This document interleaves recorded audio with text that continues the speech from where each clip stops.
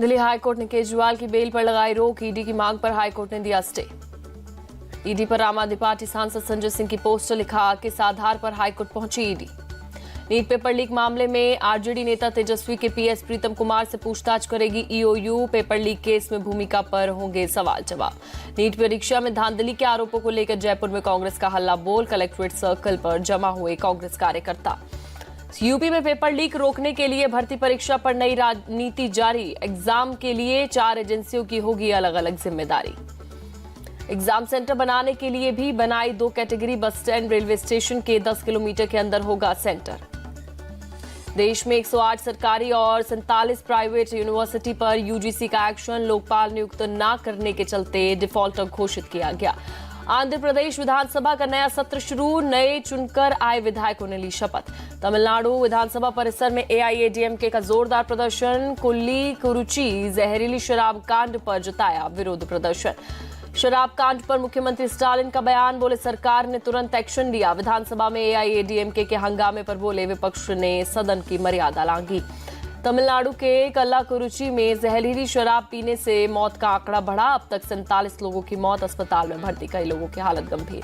लोकसभा में बीजेपी सांसद भृतहरि मेहताब के प्रोटेम स्पीकर बनाए जाने पर उठा सवाल।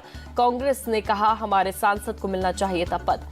राष्ट्रपति द्रौपदी मुर्मू ने भृतहरि मेहताब को लोकसभा का प्रोटेम स्पीकर नियुक्त किया। कटक से 7वीं बार सांसद बने हैं भृतहरि।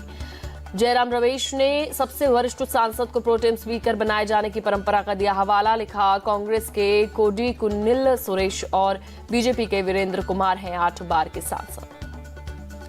बीजेपी एमएलसी अवधेश नारायण सिंह बिहार विधान परिषद के कार्यकारी सभापति नियुक्त। राज्यपाल राजेंद्र विश्वनाथ अर्लेकर ने सौंपा दायित्व।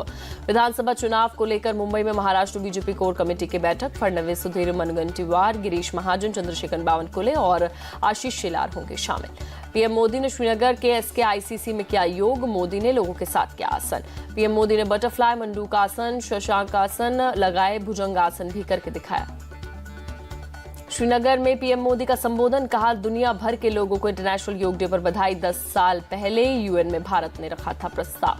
पीएम मोदी बोले पूरी दुनिया में लगातार बढ़ रही योग करने वालों की संख्या, योग के प्रति लोगों में बढ़ रहा आकर्षण। एसकेआईसीसी में योग के बाद पीएम मोदी ने लोगों से की मुलाकात। युवाओं और महिलाओं ने पीएम का किया अभिवादन। दिल्ली के राष्ट्रपति भवन में योग कार्यक्रम। प्रेसिडेंट द्रौपदी मुर्मू ने किया योग।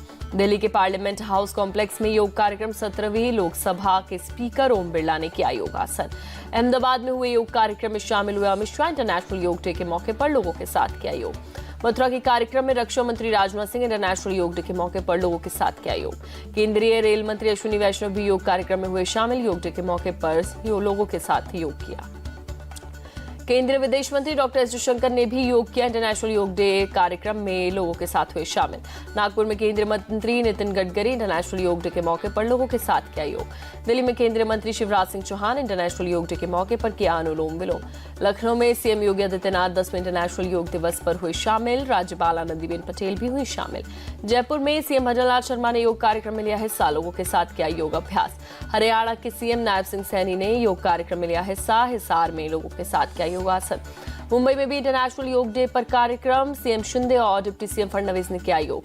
इंटरनेशनल योग डे के मौके पर सेना के जवानों ने किया योग। रेत के धोरों के बीच किया शानदार योग मूव्स। जम्मू कश्मीर के उधमपुर में एनडीआरएफ का विशेष योग कार्यक्रम। ट्रेन डॉग्स के साथ योग करते दिखे जवान।